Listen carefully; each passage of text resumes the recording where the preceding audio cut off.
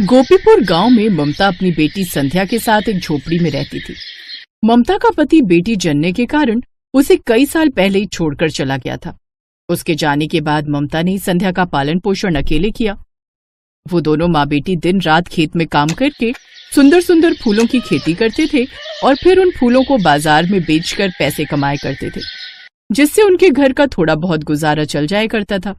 वो दोनों अपने इस छोटे से काम से कमाई करके भी खुश थे, लेकिन उनकी पड़ोसन कामिनी से उनकी ये खुशी बर्दाश्त नहीं होती थी, क्योंकि कामिनी भी अपने पति किशोर के साथ फूलों की खेती करती थी, लेकिन वो अपने मुरझाए हुए फूलों को भी काफी महंगे में बेचती थी, जिससे उनके पास ग्राहक कम आते थे। एक रोज ममता बाजार से फूल बेचकर घर आई तो संध्या अपनी माँ के लिए पानी लेकर आई। माँ, ये लो पानी पियो। मेरी बच्ची मेरा कितना ख्याल रखती है। मैं जानती हूँ माँ, आप अकेले इतना काम करके थक जाती हैं, इसीलिए तो कहती हूँ आप फूल बेचने बाजार जाती हो तो मुझे भी अपने साथ लेकर जाया करो, ताकि मैं भी आपकी थोड़ी मदद कर दिया करूँ। नहीं मेरी बच्ची, तू अभी भी मेरी कितनी मदद करती है खेतों में, यही मेरे लिए काफी है, और अभी से मैं तुझ पर ज्यादा बोझ नहीं डालना चाहती।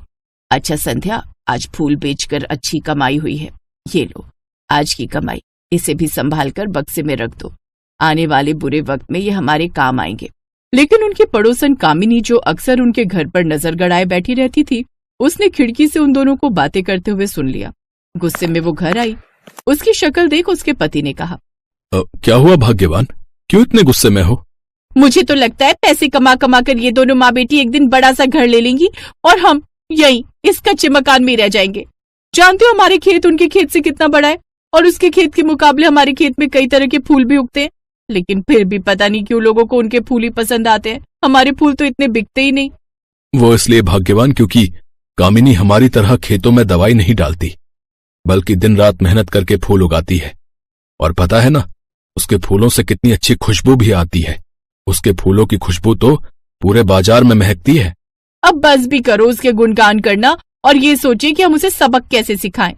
ममता और संध्या जितनी मेहनत से पैसे कमाते थे, उतना ही उनके पड़ोसी उनसे जलते थे।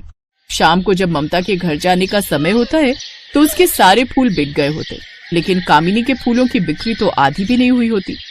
वो भी बाजार में खड़े हुए थे और ममता के सारे फूल बिकने की वजह से किशोर और कामिनी उससे जल भुन जाते हैं। ऐसे तो ये औरत हमारा धंधा बंद करवा कर रहेगी। लगता है अब इसको सबक सिखाना ही पड़ेगा। आपने बिल्कुल सही कहा जी, लेकिन हम करेंगे क्या? मेरे पास एक तरकीब है। तुम्हें याद है, मैं पिछले हफ्ते शहर गया था तो वहां मुझे मेरा दोस्त राजू मिला था, जो कि एक दवाई की कंपनी में काम करता है। वहां से मैं एक दवाई लेकर आया था। कैसी दवाई? फिर किशोर उसे उस दवाई के बारे में बताता है। आधी रात को वो दोनों पति पत्नी ममता के खेतों में जाते हैं और उसके सभी फूलों पर एक जहरीली दवाई छिड़क देते हैं, जिसकी वजह से ममता के खेतों में उग रहे सभी फूल मुरझा जाते हैं और पूरी तरह काले पड़ जाते हैं। प्लान कामयाब रहा। अब आएगा मजा। अगली सुबह जब ममता अपने खेत में आती है तो वहाँ का नजारा देख हैरान रह जाती है। हे भगवान, ये हमारे फूलों को क्या हो गया? हमने तो इनकी कितनी देखभाल की थी, लेकिन ये रातों रात आखिर इन फूलों को क्या हो गया? ये अचानक क्यों काले क्यों पड़ गए? अब हमारा क्या होगा? हे भगवान, हम बर्बाद हो गए। ममता की आंखों में आंसू आ जाते हैं। संध्या उसे हौसला देते हुए कहती है, माँ संभालो अपने आप को, आप चिंता मत करो, मैं हूँ ना, हम दोनों मिलकर सब ठीक कर देंगे। आप ही कहते हो ना कभी हिम्मत नहीं हारनी चाहिए। अब वो दोनों फिर से वो फूल उखाड़ कर उसकी जगह नए फूलों की खेती करते हैं, लेकिन उन लोगों की इतनी मेहनत करने के बाद भी उनके खेतों में कोई फूल नहीं उगते और ऐसे ही कई महीने और बीत जाते हैं। बेटी, मुझे लगता है अब हमारा ये खेत बंजर हो चुका है।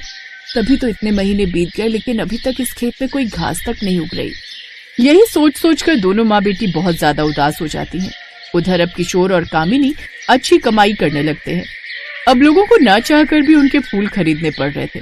ऐसी एक दिन जब दोनों माँ बेटी अपने खेत में मायूस होकर बैठी होती हैं, तभी कामिनी वहाँ आती है।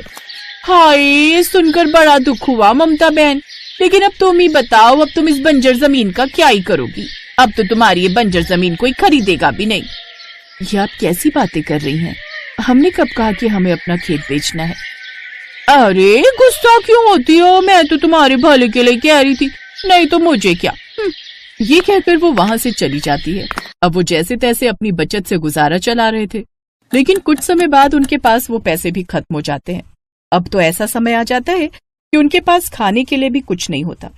उधर किशोर और कामिनी अब खूब कमाई करके पैसे उड़ा रहे थे, जिससे अब उन दोनों में काफी घमंड भी आ गया था और अब वो सब गांव वालों पर अपना रौब जमाने लगे। एक रोज उन्होंने सबको दावत पर बुलाने का विचार किया ताकि गांव में सबको पता चल सके कि उनके पास कितने पैसे हैं। साथ ही कामिनी ममता को नीचा भी दिखाना चाहती थी। इतनी बड़ी दावत करूंगी कि सब गांव वाले देखते रह जाएंगे और उस ममता को तो अब पता चलेगा कि वो कहाँ है और मैं कहाँ। 2 दिन बाद सभी गांव वाले उसके यहाँ दावत पर आते हैं, जिसमें ममता भी अपनी बेटी संध्या के साथ आती है।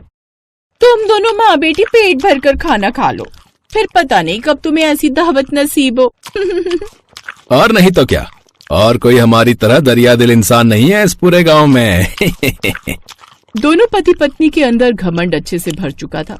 तभी वहाँ एक बूढ़ी भिखारिन उसके दरवाजे पर आती है। बेटी, बहुत जोरों की भूख लगी है, कुछ खाने को दे दो।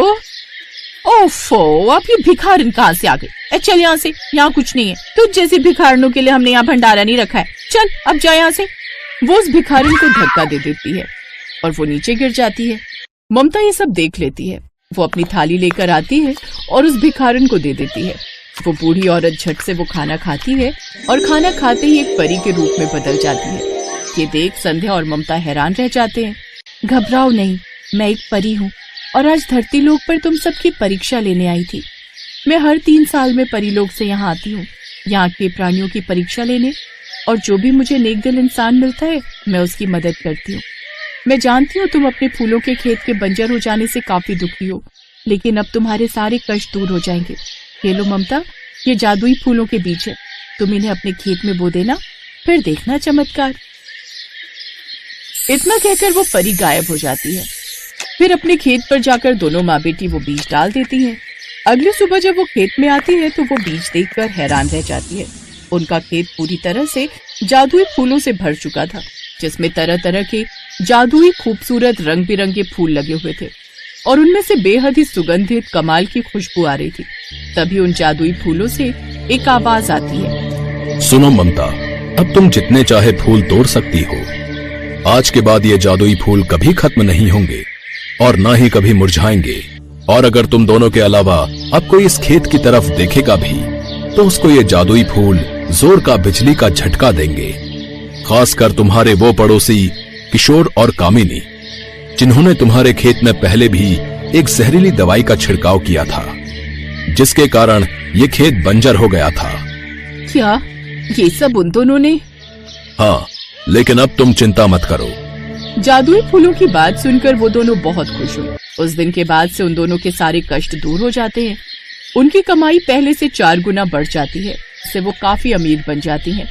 तो वहीं दूसरी तरफ किशोर और कामिनी का काम अब पूरी तरह से ठप पड़ जाता है और उनके सभी पैसे भी खत्म हो जाते हैं, जिससे अब उनके भूखे रहने तक की नौबत आ जाती है।